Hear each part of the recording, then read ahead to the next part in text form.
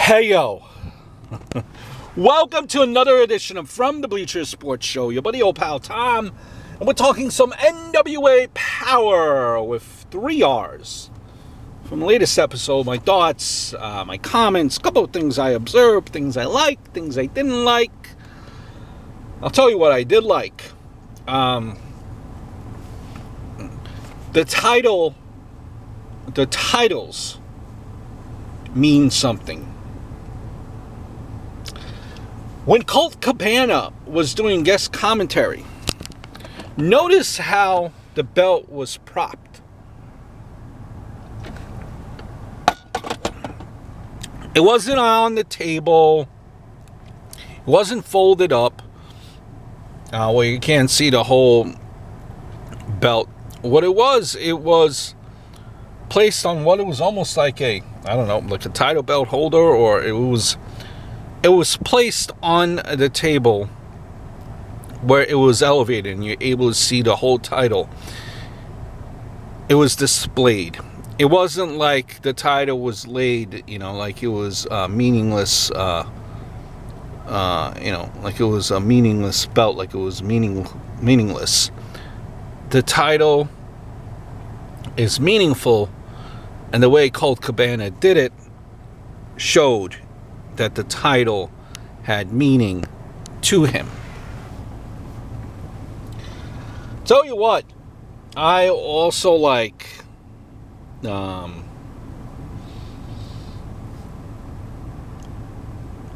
these last couple of episodes, they have been brawls and skirmishes here and there. But this is really the first time in the altercation between Aldis and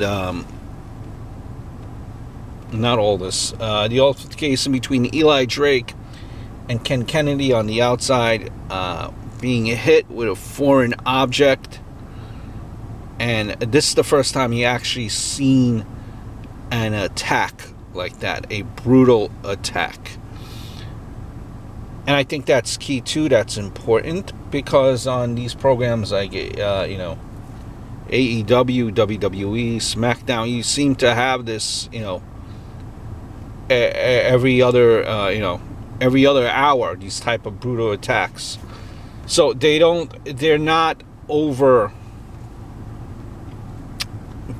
overshow these types of endings, these type of attacks. So when it does happen, it does take you aback, it makes you take a step back, and it makes you be like, wow, that attack by Eli Drake on Kennedy was brutal. So it elevates it even more when when that type of attack does happen. You see these kind of backstage attacks on AEW, WWE, where it's brutal, backstage brutal brawling, and you almost see it every week where it doesn't mean as much. Now, you see this on NWA, I'm like, wow, that was a brutal beatdown. So, less is good. Less is good. Absence makes the heart grow fonder. And, I like how Nick Aldis said it. Listen, it's an exhibition match. He was right. Why should he put the title up on the line? Although he is a fighting champion, why should he put the title up against the line on Trevor Murdoch? How would it be fun? How would it be fair for the rest of the roster? That, Trevor Murdoch gets a shot and before anyone else, Trevor Murdoch, who in fact, has been on a bit of a sabbatical, like Nick Aldis said. He brought that up. That was a beautiful promo. He's speaking the truth. He's thinking what we're all thinking, but we're afraid to say it. Nick Aldis speaks the truth. He does. And I like the way Nick Aldis handles himself like a real champion. Smooth and with class. It kind of seems like almost like he studied Uh, a lot of Nick Bockwinkel from back in the day.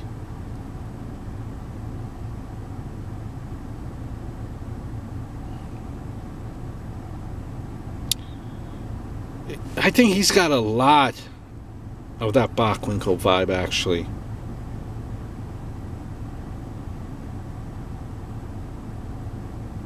Listen, just compare the two. Compare the two.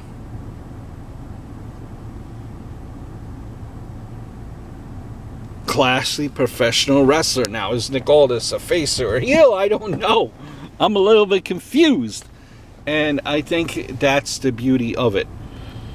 Would have liked to have an explanation. I didn't like the fact that we just, had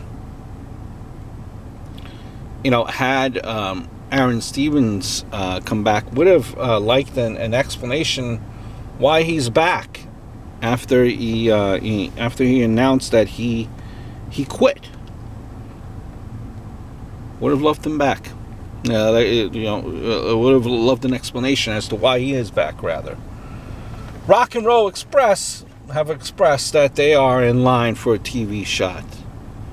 That kind of made no sense to me. How does Rock and Roll Express get a get a tag team title shot? Can someone explain that to me? I don't understand. Now, I get it. The Rock and Roll Express, is a name that a lot of people in NWA, that's who they want to see of yesteryear. That's who they remember NWA, Rock and Roll Express. But keep in mind, and I have no problem with, legends and veterans coming out every once in a while.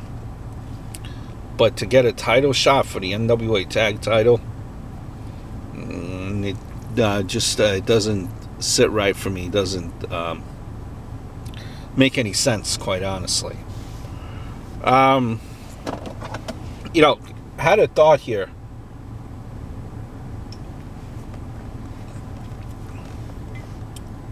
With all the interference that you had this week, which and it's a little bit more than the usual, because like NWA says, they do kind of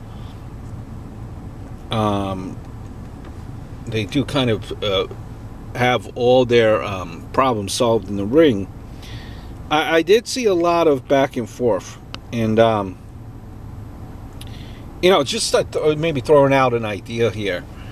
I think the NWA would be suited good if they had, like, a storyline wise, kind of like a commissioner, not someone who is a everyday, every week character. Rather, it doesn't have to be that. Maybe every once in a while, come out, address if needed. Like, he could have been out there. Like, for example, this week, after the altercation between Drake and Kennedy, what happened? He could have, made a match or made a promo, cut a promo, make stipulations for a next match or a pay-per-view. So what I'm getting at is, I think NWA would have like a commissioner role. It would serve him good, kind of like someone that's of name recognition. Kind of like the way Jack Tunney was in the WWF back in the day. Heck, maybe like an Eric Bischoff being that type of commissioner for NWA. He was a good on-air character in WCW. He could be on NWA every once in a while, cuts a promo, and makes the match between said superstars. So I think an on-air authority figure would, like a commissioner, not a GM, not the way WWE does it, but something every once in a while when you bring back nostalgia, bring back a name recognition. Wouldn't hurt them. We did see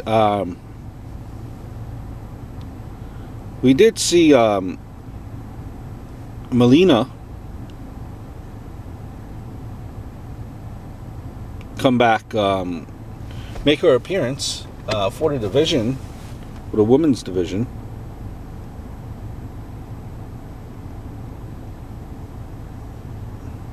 And I think that will definitely help the women's roster. You know, Melina is someone that has been on TV and knows how to work it, and what they need to do. So I think that's a good addition. Thunder Rosa continuing to impress. I'm going to go back to this. She is a heel. To me, should be a heel. I just don't want her to be humanized. Like, they kind of made vignettes already, or they've kind of alluded to her MMA career in Thunder Rosa. I hope they don't do a documentary or a special to kind of just humanize her. She's supposed to be badass. And you know someone's badass when Thunder Rosa is the only one that gets any semblance of a theme. So, Jim Cornette said that the question mark looks like 10 pounds of crap in a 5-pound bag. Jeez. And the crowd was completely marking out to the question mark. So, another good episode. Another good episode to me is NWA Power. So, I definitely do check it out. I hope all is well. And I look forward to speaking to you guys very, very soon.